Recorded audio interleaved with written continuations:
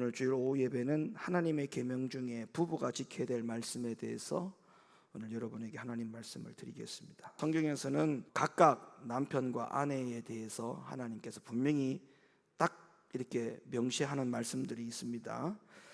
오늘 그 부분에 대해서 오늘 좀 먼저 말씀드릴 텐데, 첫 번째 이제 남편이 지켜야 될 하나님의 말씀, 남편의 도에 대해서 말씀을 먼저 드릴게요. 첫째로 아내를 자신의 몸같이 사랑하라는 겁니다. 아내를 자신의 몸같이 사랑하라. 에베소서 5장 28절, 이와 같이 남편들도 자기 아내 사랑하기를 제 몸과 같이 할지니 자기 아내를 사랑하는 자는 자기를 사랑하는 것이라. 자기 아내를 사랑하는 자는 자기를 사랑하는 것이라. 그러니까 아내 사랑하는 것이 결국 누구를 사랑하는 거예요? 내 자신. 그러니까 남편이 아내를 사랑할 때 이 아내를 사랑하는 것은 결국에는 자기 자신을 사랑하는 거죠. 그러니까 자기 자신을 사랑하면서 아내를 사랑하지 않는 것은 그건 말이 안 맞는 거예요. 그러니까 자기 몸은 굉장히 생각을 많이 하는데 아내가 어디 아프거나 아내가 뭐 이렇게 좀 무슨 문제가 생길 때 그거를 전혀 무관심한다. 그거는 자기는 사랑하는데 아내를 사랑하지 않는 것은 그거는 성경에 전혀 없는 것이죠. 자, 29절 말씀, 누구든지 자기 몸은 소중히 생각하고 아끼고 보호한다, 이런 말씀이 29절에 있거든요. 그러니까 누구든지 자기 몸도 소중하고 귀한 줄을 누가 가르쳐주지 않아도 다 아는데, 이 본능적이죠. 추우면 우리 스스로 옷을 더 껴입죠. 더우면 옷을 이렇게 벗죠. 이게 본능적이지 않습니까? 누가 가르쳐줬습니까? 자기 몸을 아끼고 사랑하는 것은 이게 본능적으로 된단 말이에요.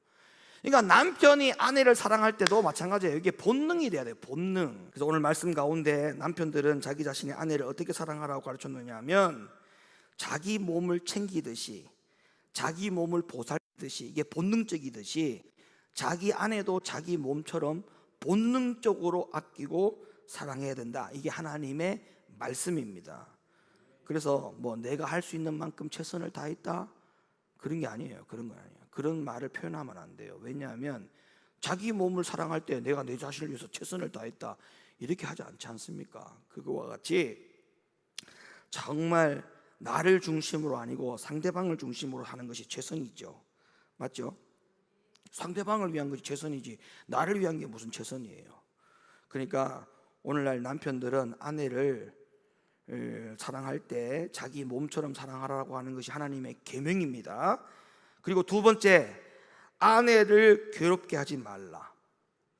이유가 뭐냐 하면 남편의 기도가 응답이 없다는 거예요. 그러니까 아내를 괴롭히면 남편이 기도할 때 그 기도가 응답이 안 돼. 그런데 아내를 괴롭게 하지 않으면 남편의 기도가 응답이 되는 것이 성경에 있어요. 골로새 3장 19절, 남편들아 아내를 사랑하며 괴롭게 하지 말라. 괴롭게 하지 말라. 여러분, 이 괴로움에 대한 이 영역을 잘 구분하셔야 돼요. 이 괴로움이라고 하는 것은 그냥 뭐 장난을 친다든지 어떤 이런 부분에 대해서 괴롭히는 부분을 말하는 게 아니고, 아내에게 계속적으로 고통을 주는 거 있죠. 아내에게 계속 고통을 주고 아내가 계속 그 고통 때문에 힘들어하고 눈물 흘리고 우울증 걸리기 위기 오고, 이런 거를 괴롭히는 거예요. 이걸 하지 말라는 거예요. 아내가 싫어하는 걸 하지 말라는 거죠. 아내들이 더 이상 괴로워하는 일들을 남편이 속히 그거를 중단하고 멈추라는 거죠. 자, 베드로서 3장 7절, 남편 된 자들아 이와 같이 지식을 따라 너희 아내와 동거하고 저는 더 연약한 그릇이요 또 생명의 은혜를 유업으로 함께 받을 자로 알아 귀히 여기라. 시작. 왜 남편한테 이렇게 말했죠? 남편에게 이렇게 말하는 이유가 뭐예요? 기도가 막히지 않도록 하기 위함이다. 그래서 아내들은 남편을 협박할 때 요 구절 가지고 협박하세요. 당신 나를 많이 괴롭혀. 좋아. 당신은 아무것도 응답이 안 돼.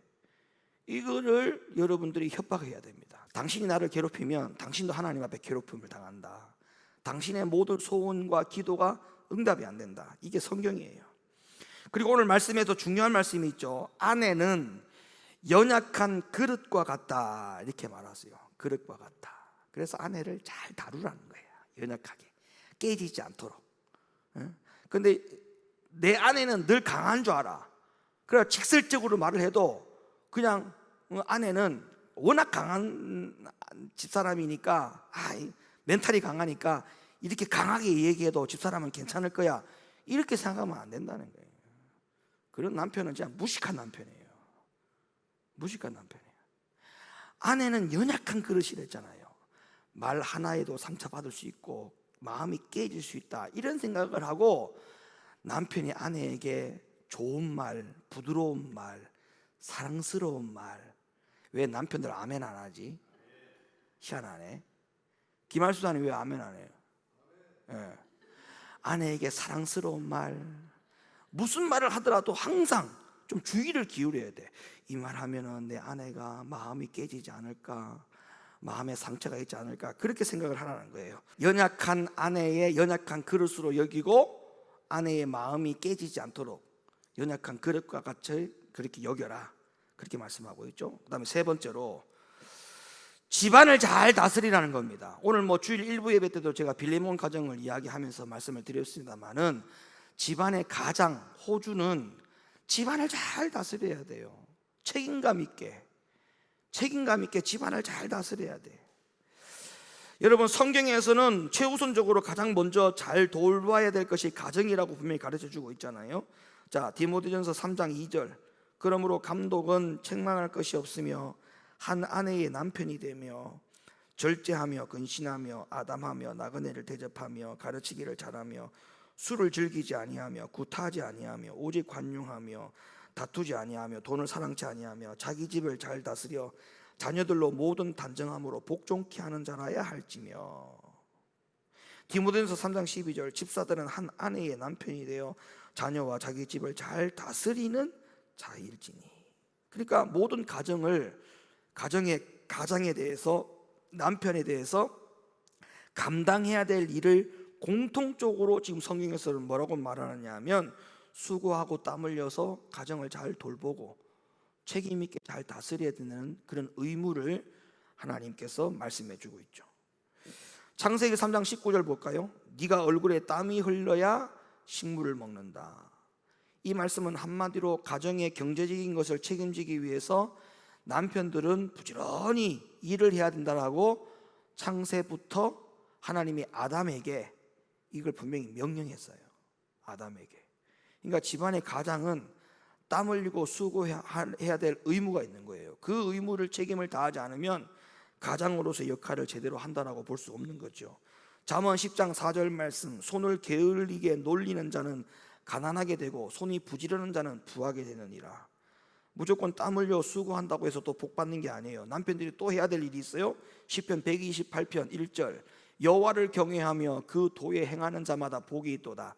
네가 네 손이 수고한 대로 먹을 것이라. 자, 수고한 대로 먹는다고 했잖아요, 그죠? 근데 그 앞에 단서가 뭐예요?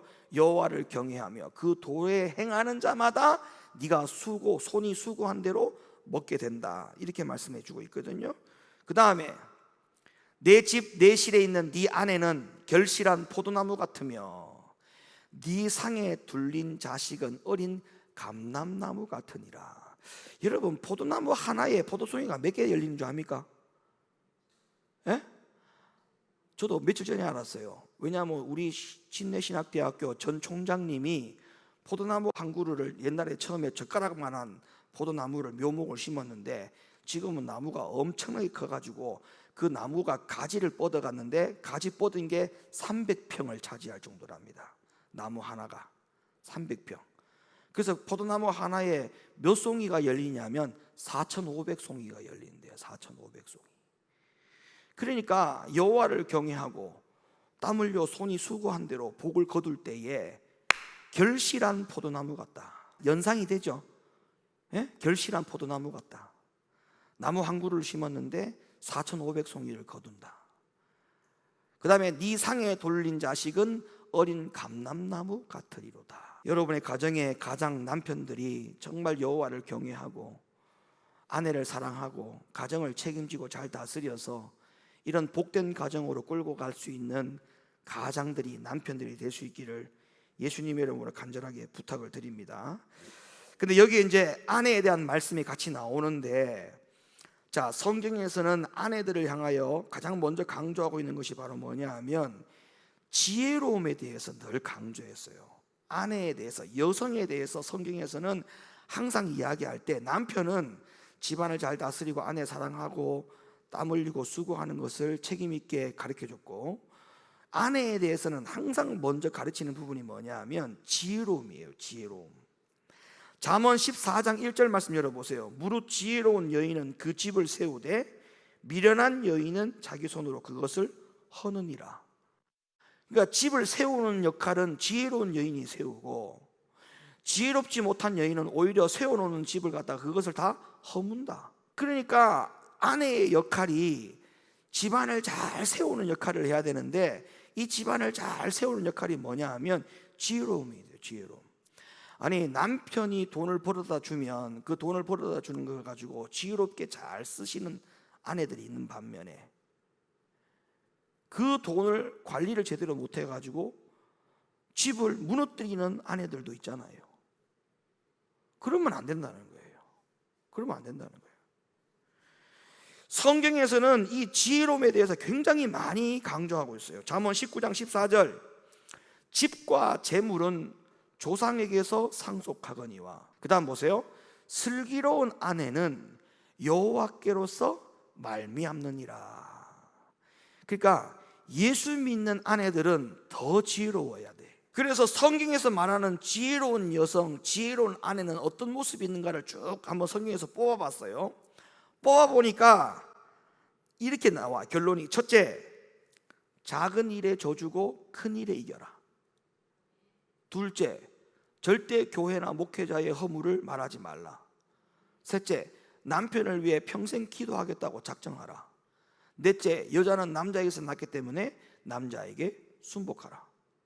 이게 성경이에요. 성경. 디모데후서 2장 11절, 여자는 1절 순종함으로 종용이 배우라. 여자의 가르치는 것과 남자를 주관하는 것을 허락지 아니하노니 오직 종용할지니라. 이는 아담이 먼저 지음을 받고 하와가 그 후다.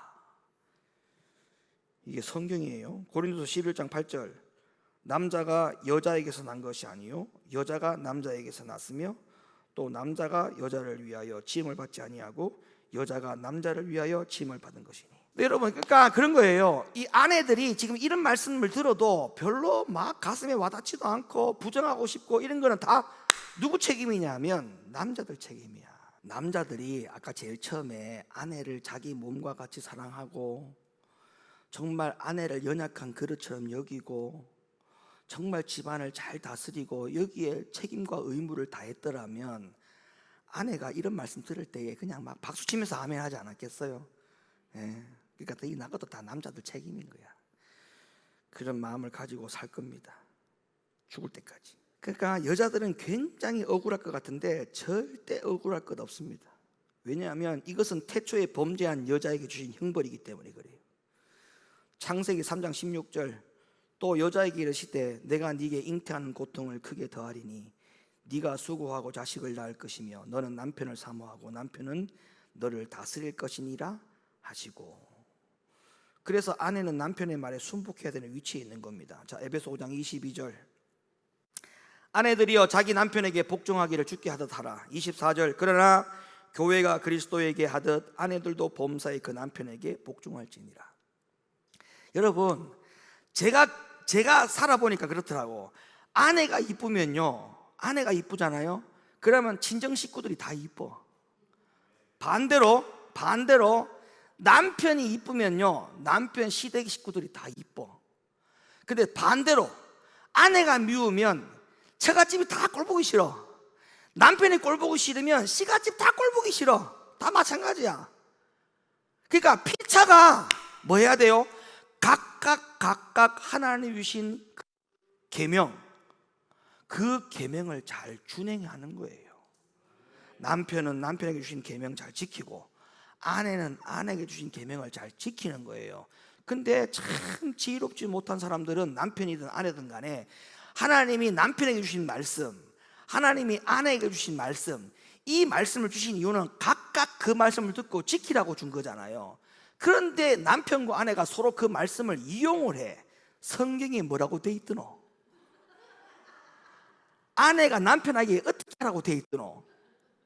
그렇게 이용하라고 주신 말씀이 아닌데 그걸 또 그렇게 이용을 합니다.